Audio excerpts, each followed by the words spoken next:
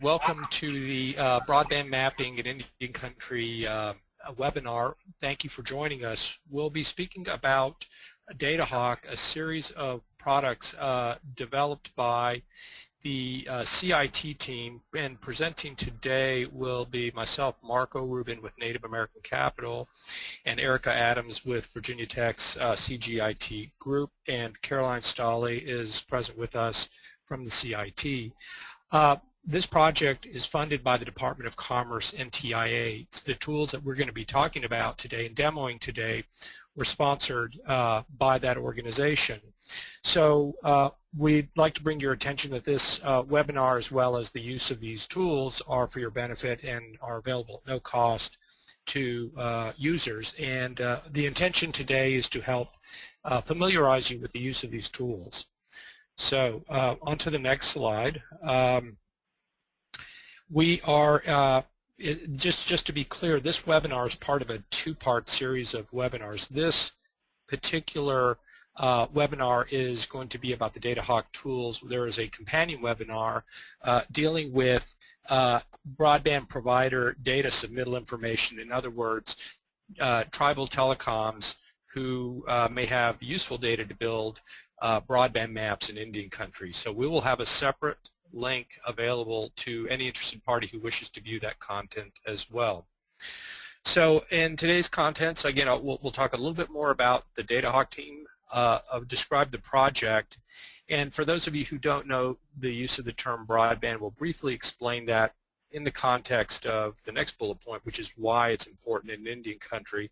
And then ultimately, Erica Adams will be describing the DataHawk tools and has been deeply involved in the development of that solution, and will provide you with an interesting demo on the technology. Next slide, please. So the team, I may have mentioned again, my name is Marco Rubin, Native American Capital. We go by NAC. Native American Capital is a Native American-owned advisory firm based in Falls Church, Virginia. We are deeply involved in a variety of complex projects in Indian country, and we are supporting the CIT and other partners appearing on this slide. So for those of you who do not know, the CIT is Center for Innovative Technology, located in Herndon, Virginia by Dulles Airport, and are the prime for this particular effort. The CIT has extensive experience with broadband mapping, in particular the state of Virginia. And also on the team is Virginia Tech Center for Geospatial Information Technology, CGIT, I referred to them in shorthand. And they have developed a series of very useful vetted tools, including a map book and a speed test app that you'll see presented later on today.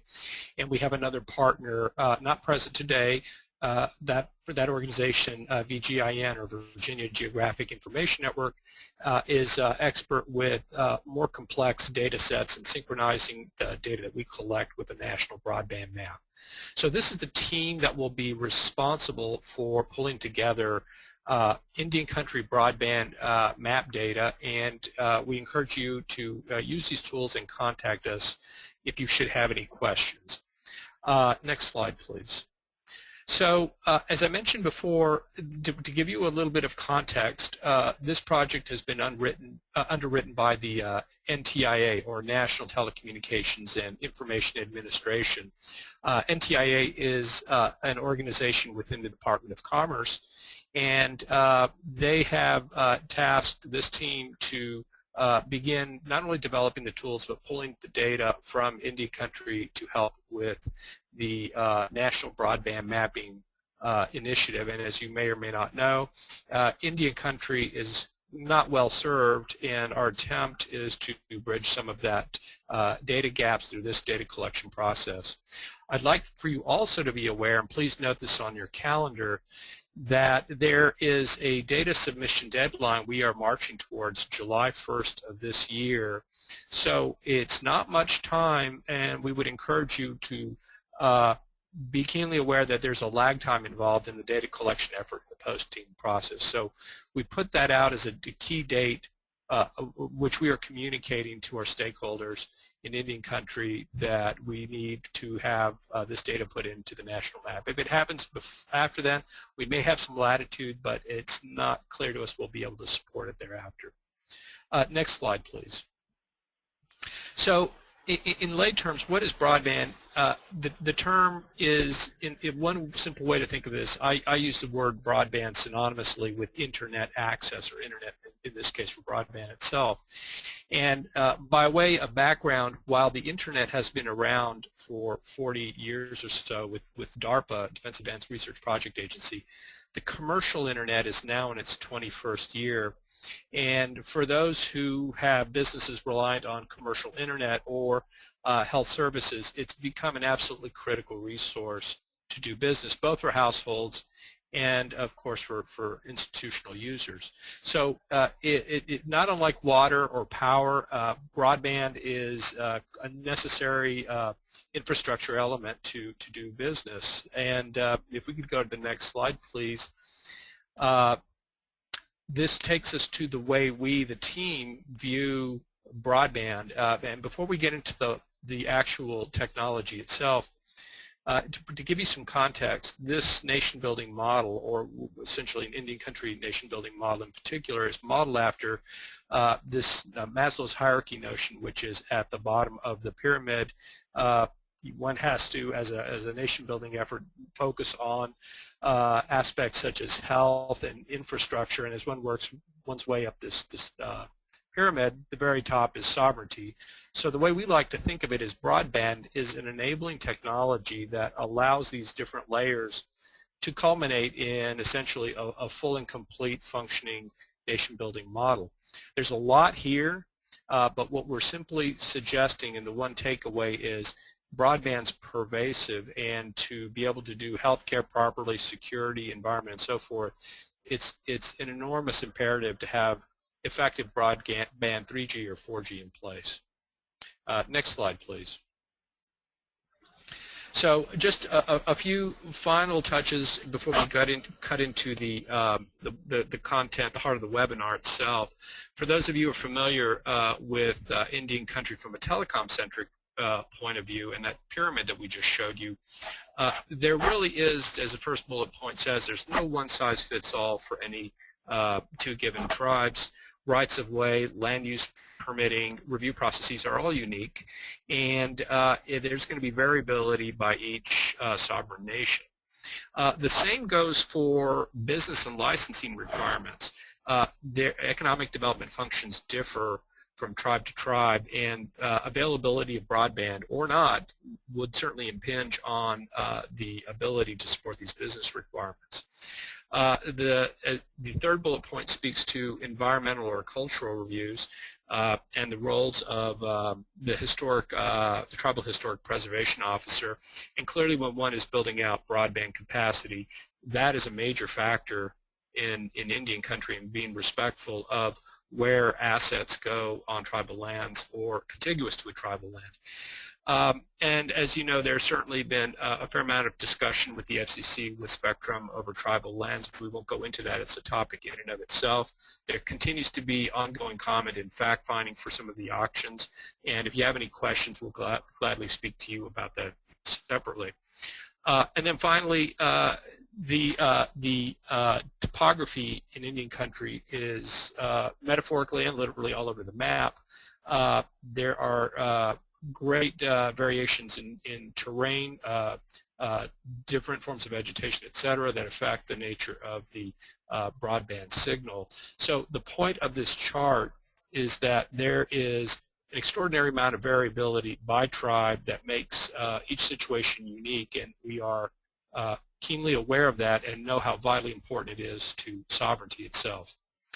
Next slide, please. And at this point, what I will do is I will hand over to my colleague, Erica Adams, who will walk you through the rationale for the map and take you through a tour of the solution itself. Erica? Hey, thanks, Marco. Yeah, this is Erica at Virginia Tech. So I'm just going to talk to you about mapping and then demonstrate the tools for you guys today. So first question is, why do we map coverage? Basically, mapping allows us to visualize and analyze data over space. So we can see where broadband exists, and where it doesn't. And then it can be used to identify these gaps in coverage and gaps in speeds and what types of broadband are available in what locations. And with that information, a user can work with providers to seek funding or deploy better broadband.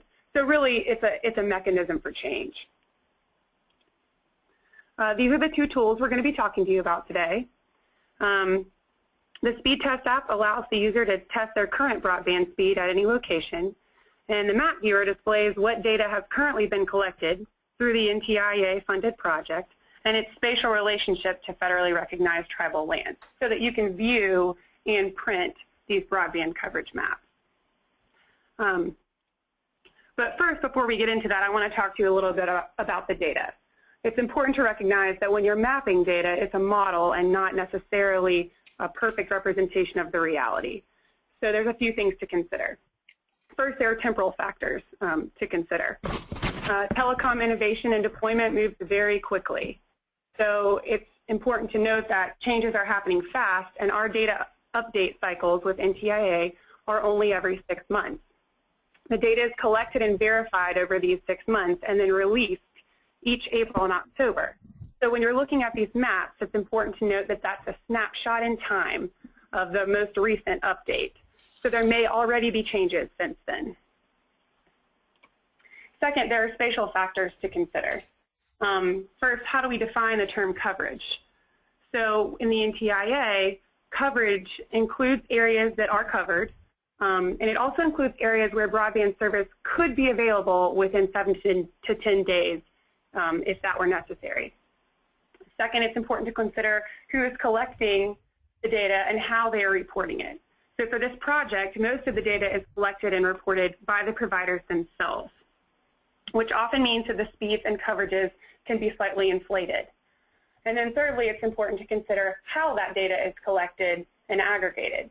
So for wireline data, they collect address points, road segments, and then census block information. And for wireless data, it's based on these free-form areas of estimations of coverage from the towers. Now we've talked about the data, let's get into the tools. Briefly, the DataHawk Speed Test application, it measures your wireless broadband speed from your mobile device. Right now it's available on Android devices, but an iOS version is in development, and the cost is free. The map viewer is a portrayal of national broadband map data, which is available online. And you can go to this, to our site, to the map viewer, and download maps today if you'd like. It's compatible with Chrome, Firefox, and Safari, and it is also free. So we'll start by talking about the map viewer. Its main functionality is it can display broadband coverage layers. You can click on these federally recognized native lands and then display some quick stats about their coverage related to each broadband type. And then you can also display those coverages on the map and then print an area of interest. So once you've done this, you'll come with these outputs of the different coverage layers you've decided to print. And we'll run a quick demo here right now. All right. So here we've pulled up the website, and that's www.cgit.vt.edu/tribal-broadband. And from here, I can input a reservation, and it'll zoom me right to it. I can turn on boundaries to double check that I'm looking at the right thing here. Yep. Okay, and now that I'm looking at the reservation of interest, I can select some layers to turn on. So let's turn on our mobile wireless. Let's see what kind of wireless we have with mobile. And then maybe look at our community anchor institutions and if there's any casinos. And then I can simply press Print Map, and the map will start processing. This takes usually 20 to 30 seconds depending on the location and how big the data set is.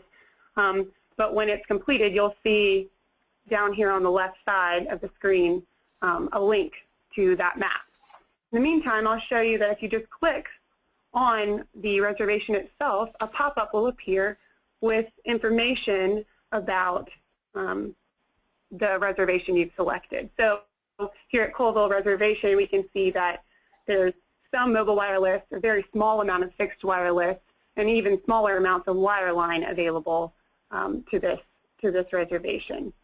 And that's just if you're looking for a more quick stat. Just a reminder while we're still waiting here that this is compatible with Chrome and Firefox as well as Safari, but don't recommend using Internet Explorer. All right, so we're still processing, but I'm going to just go ahead and pull up. This is what the map flow look like when it comes full circle. And sometimes they're not. The maps are not always compatible as far as the PDF viewer that is native to the browser. So you can always pull it into Adobe and get a clearer picture. All right, let's move back into the PowerPoint. Oh.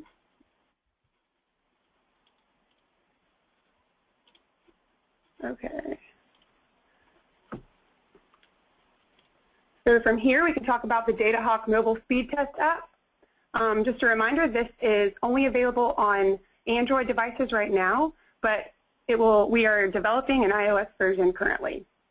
So to download it, you would go to the link shown at the bottom right, www.cgit.vt.edu/tribalspeed, and it'll come up with the picture on the left there. And once you've downloaded it and you open it, this will be the screen you see. And to initiate a test, you simply click Start Test. As the test runs, which will take probably 2 to 6 minutes depending on your connection, you can just wait, and it'll kind of there's a progress bar at the top letting you know where it's at. And then once it's complete, the speed, delay, and jitter will appear on the right side, color-coded to the speed tier bar at the bottom. So blue being poor and red being excellent. And it's simple as that. Another part of its functionality is that you may notice as soon as you open the app, your latitude and longitude are noted at the top in a button on the top. If you select that button, it will take you to a map that displays your speed test as well as others that have been taken in the area at the speed tier that is at the color coordination speed tier that's shown on the screen before. From that screen, there's a couple of options for you. You can select the question mark button if you need help with how to use this part of the app, or you can use the toggle button, which toggles you between different views and different symbolizations of those speed tests. So it might show you just the speed tier color. It might show you up speed versus down speed, or delay and jitter. And that's pretty much all there is to the mobile speed test app. From here, I will turn it back to Marco for closing remarks. Okay, thank you, Erica. It's really a terrific tool, and there's been a lot of time and effort in the development of this tool, but we do know it is technology, and sometimes the people involved are needed, and we are delighted to be helpful. So if you have any questions both about what devices this works on or even the actual use, we strongly encourage you to contact us. Any one of us, though primarily Caroline is a very logical starting point and could serve as the leader for facilitating specific questions, whether they're technical in nature or otherwise. And also, just a comment that we are going to post this webinar as well as the other webinar for tribal telecoms shortly, and we will send out that access information to you in the form of a separate note. So I'd like to thank you again for joining us. I want to thank my colleagues Erica Adams and Caroline Stolle for presenting and organizing this webinar as well, and we look forward to hearing from you when it's convenient. Thank you so much.